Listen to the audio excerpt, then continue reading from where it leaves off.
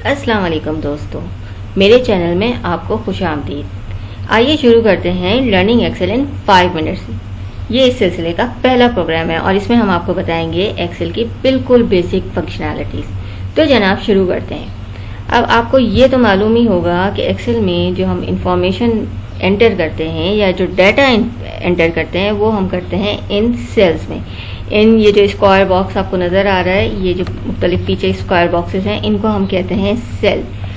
हर cell का एक cell address भी होता है, जैसे कि इस सेल का एड्रेस है C3। कैसे पता चल रहा है? यहाँ पे लिखा हुआ है, ठीक है, C3। और जनाब C3 बना कैसे? C है इसका कॉलम नेम और 3 है इसका रो नेम। इसी तरह हम जिस तरह कॉलम और रोज चेंज करते जाएंगे, आप ऊपर देख रहे हैं कि जी एड्रेस भी चेंज होता जा रहा है। अच्छा जनाब, रोज और कॉलम्स के बारे में आपको पता चल गया, सेल के बारे में पता चल गया, सेल एड्रेस के बारे में पता चल गया। अब हम आपको थोड़ा सा इसमें डाटा एंटर करना सिखाएंगे।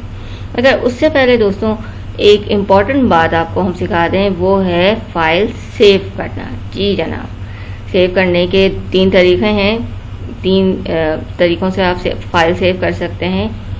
आप यहाँ जाके भी फाइल को सेव कर सकते हैं। यहाँ पे आप क्लिक करेंगे, सेव और सेव एज के आपके पास ऑप्शन आ रहे हैं। यहाँ पे भी एक आपको नज़र आ रहा होगा, एक छोटा सा आइकन है सेव का। और एक आपके पास तरकीब होती है फाइल सेव करने की, कंट्रोल और एस को साथ जब आप प्रेस करेंगे तो आपकी शीट सेव हो जाएगी। यहाँ पे आपको नज़र भी आ रहा होगा लिखा हुआ सेव कंट्रोल प्लस एस। अच्छा जनाब, अब आप ये सोच रहे होंगे तो अभी हमने कुछ लिखा तो है नहीं, तो फाइल को हम सेव क्यों कर रहे हैं? तो जनाब ये मैं आपको बता दूं कि ये एक अच्छी प्रैक्टिस होती है, ये आपको बड़े आगे नुकसान से बचाएगी। जब भी कोई काम शुरू करें, चाहे वो एक्सेल हो, चाहे वर्ड हो, चाहे जो भी हो, आप उसको पहले एक प्रॉपर जगह पे उस फाइल को सेव ज़रूर करें, ठीक है जनाब।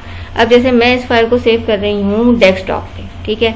अब आप देख रहे हैं यहाँ पे जो डायलॉग बॉक्स खुला है, उसमें एक्सेल मुझे इस शीट का नाम सजेस्ट कर रहा है बुक 1, ठीक है।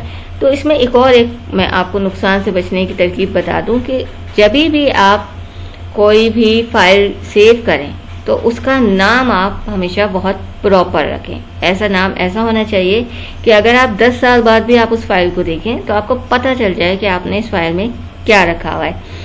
बेमानी नाम हम रख तो देते हैं और उस वक्त हमें रखता भी ये है कि जी ये तो हमें याद रहेंगे, ये हमने डेस्कटॉप पे डाली है, ये फाइल में तो यही लिखा हुआ है, हमें पक्का पता है।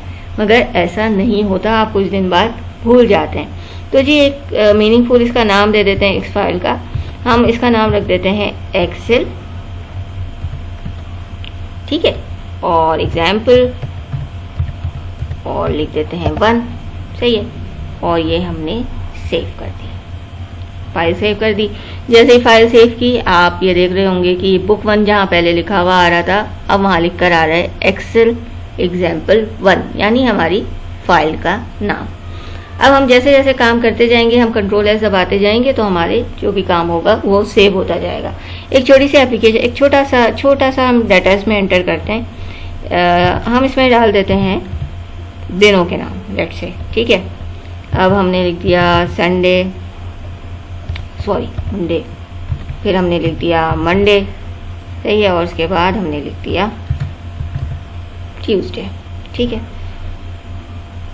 अब आपने ये लिख दिया, उसके बाद आप क्या करें? एक्सेल की एक बड़ी अच्छी चीज़ है कि आपको हर चीज़ पूरी नहीं लिखनी पड़ती। मतलब आप कोई सीरीज में कोई चीज़ लिख रहे हैं तो वह एक्सेल आगे खुद ही सजेस्ट कर देता है। फॉर एग्जांपल इसको मैंने क्लिक किया, शिफ्ट दबाते हुए मैंने इसको क्लिक किया, ये आपके पास एक बॉक्स बनकर आ गया, ठीक है। इस बॉक्स में आप कोने में देख रहे होंगे एक छोटा सा एक आपको नज़र आ रहा होगा ब्लैक स्क्वायर। उस ब्लैक स्क्वायर पे आप इस प्लस को ले जाएंगे तो इसकी शक्ल बदल जाएगी। जब शक्ल बदल जाए तो आप करें लेफ्ट क्लिक, दबाए इसको आप नीचे ड्रैग करें। आप ये देख रहे होंगे लिख के आ रहे हैं आसपास दिनों के नाम आ रहे हैं, बाकी दिनों के नाम आप सैटरडे तक ले गए, आपने ये क्लिक छोड़ा और ये आपके पास सारे नाम वीक्स के तरतीब से लिखे हुए आ गए। आपने सिर्फ 3 टाइप किए थे, आगे एक्सेल ने खुद टाइप कर दिया। इसी तरह नंबर्स में भी होता है। जैसे आपने यहाँ पे 1 2 3 लिख दिया और उसके बाद आप इसे ड्रैग कर दें, इसमें भी यही होगा। जितना जल्द आगे तक आप ले जाना चाहें आप ले जा सकते हैं। ये प्लस को यहाँ लेके आए, शक्ल चेंज हुई कर्सर की, ये देखिए ये हो गया। ठीक है, कुछ भी कर लें आप, इसमें दिनों के नाम लिख दें, ABCD लिख दें, जो आपका दिल चाहे आप इसमें जो है कर सकते हैं। अच्छा, अब आगे बढ़ते हैं, इसको हम मिटा देते हैं। अब हम एक छोटा सा इसमें इसी को थोड़ा सा आगे बढ़ा लेते हैं। इसी एग्जाम्पल को हम एक शीट बनाते हैं जिसमें हम ये लिखते हैं कि हम हर रोज़ कितने पैसे लेट से के स्पेंड कर रहे हैं। ठीक है, मैं बहुत खर्च करती हूँ चीज़ें, बहुत मैं पैसे खर्च करती हूँ, बहुत ज़ाया करती हूँ। तो अब ऐसा है कि अगर मैं ये ट्रैक रखना चाह रही हूँ कि मैं किस दिन कितने ज़्यादा पैसे खर्च करती हूँ लेट से, तो मैं क्या करती हूँ कि मैं एक एक्सेल बना देती हूँ। ठीक है, और अब मैं हर रोज़ इसमें लिखती जाऊँगी कि किस दिन मैंने कितने पैसे खर्च किए। ठीक है, अब फॉर एग्ज़ाम्पल मैं इस तरह इसमें कोई भी डाटा डाल देती हूँ ऐसे करके।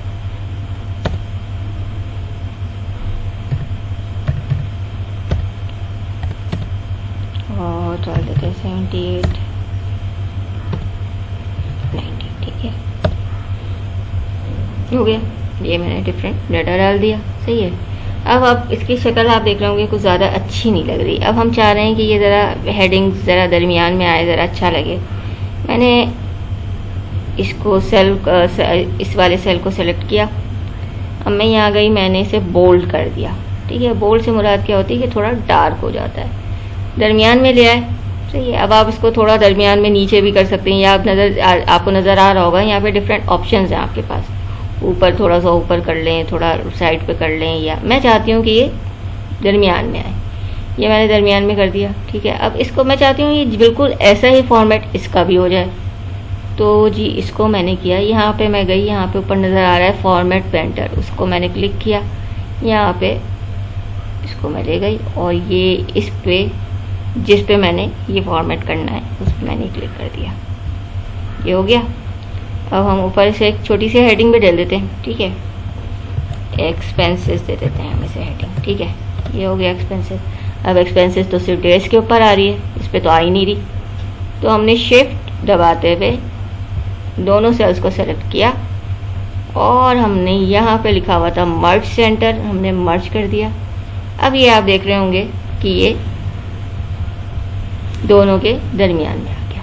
अब इसे फिर हम ऐसे कर देते हैं और बोल्ड कर देते हैं और थोड़ा सा इटैलिक कर देते हैं और नीचे हम इसकी अंडरलाइन भी डाल देते हैं। सही है जनाब, ये बन गया। इसको अब थोड़ी और बेटर करते हैं इसकी शक्ल, इसको ज़रा टेबल फॉर्म में ले आते हैं। ये हो गया टेबल। ये देखिए यहाँ नज़र आ रहा है ना, ये किस तरह का टेबल चाहिए, ऐसा चाहिए, इस तरह के बॉर्डर्स चाहिए, इस तरह के चाहिए, इस तरह के चाहिए, डिफरेंट फॉर्म्स आपको दिए मैंने ये ले लिया। सही है, अब ये सब हो गया। अब ये पैसे ऐसे लिखे हुए तो अजीब से लग रहा है, तो मैं एक काम करती हूँ, मैं इसको सेलेक्ट कर लेती हूँ, राइट क्लिक दबाया, फॉर्मेट सेल पे गई मैं और यहाँ मैंने सेलेक्ट कर लिया नंबर कर लिया। मैंने कहा भाई सेपरेट भी होने चाहिए और ये डेसिमल ये है और ये मैंने कर दिया ओके। ठीक है ना, अब देखें अब ज़रा शक्ल अच्छी लग रही है इसकी। ठीक है, अब एक्सेल में ये बिल्कुल सिंपल सा मैंने आपको डाटा दिखाया है। ठीक है, अब भाई एक्सेल में ये तो हम कहीं और भी बना सकते थे, ये तो हम अपनी कॉपी में भी बना सकते थे। अब इसमें क्या बड़ी बात हो गई? एक्सेल में बड़ी बात यह है कि डाटा एंटर करके उससे इंफॉर्मेशन निकालना वो एक्सेल में बहुत आसान है। फॉर एग्जांपल मैं ये देखना चाहती हूँ कि मैं किस दिन सबसे ज़्यादा पैसा खर्च करती हूँ, लेट से। ठीक है, ये मैंने इसको सेलेक्ट किया और ये मैंने जाके इससे कहा कि भाई सॉर्ट कर दे। ठीक है, मैं गई डाटा में जाके मैंने कहा सॉर्ट कर दे। ठीक है, अब सॉर्ट करके मैं ये देखना चाहती हूँ कि भाई सबसे कम पैसे मैंने किस दिन खर्च किए, लेट से। ठीक है, मैं गई, मैंने कहा भाई रुपीस में जो भी वैल्यूज़ हैं उनको स्मॉलेस्ट से लार्जेस्ट की तरफ सॉर्ट कर दो। ये मैंने किया तो मुझे पता क्या चला, मुझे पता चला कि मैं ट्यूसडे को पैसे सबसे कम खर्च करती हूँ।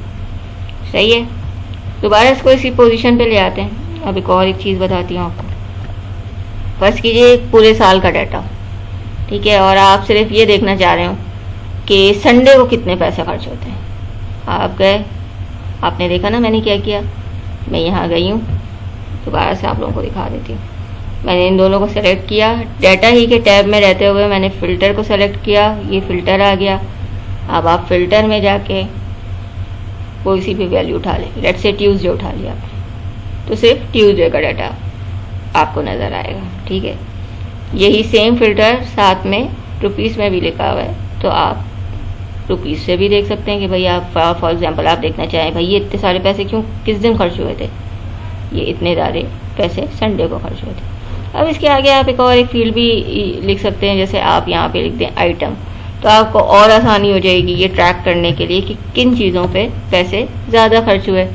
फॉर्मेट मैंने आपको बताया ना कैसे करना है। यहाँ पे गए, ठीक है, होम पे गए, जिस तरह के सेल का फॉर्मेट चाहिए ना उसको आपने सेलेक्ट किया, फॉर्मेट पे एंटर पे गई, जिस पे वो कॉपी करना है फॉर्मेट उस पे जाके आपने कॉपी कर दिया। ठीक है, अब हम चाह रहे हैं नीचे वाला भी फॉर्मेट कॉपी हो जाए ना, अब उसके लिए क्या अलग से काम करें। ये हमने सेलेक्ट किया और ये देखिए हो गया ना फॉर्मेट कॉपी। सही है, और अब ये ऊपर की हेडिंग को भी सही कर देते हैं, ये देखिए ये सही है। ये आज के इसमें आपने क्या सीखा। अब हम दबाते हैं कंट्रोल एस, सबसे इम्पोर्टेंट काम हम भूल गए थे, कंट्रोल एस हम दबाते हैं। तो आज आपने क्या सीखा, आज आपको पता चला सेल के बारे में, सेल एड्रेस के बारे में, आपको ये पता चला कि आप वैल्यूज़ को ड्रैग करके आगे जो है ऑटोमेटिकली जो है डाटा डिस्प्ले होता है वो आपको पता चला, आपको सॉर्ट का पता चला और आपको फिल्टर का पता चला। ठीक है जनाब, अब आगे हम सीखेंगे अगले 5 मिनट में अगली वीडियो में। बहुत शुक्रिया, अल्लाह हाफिज़।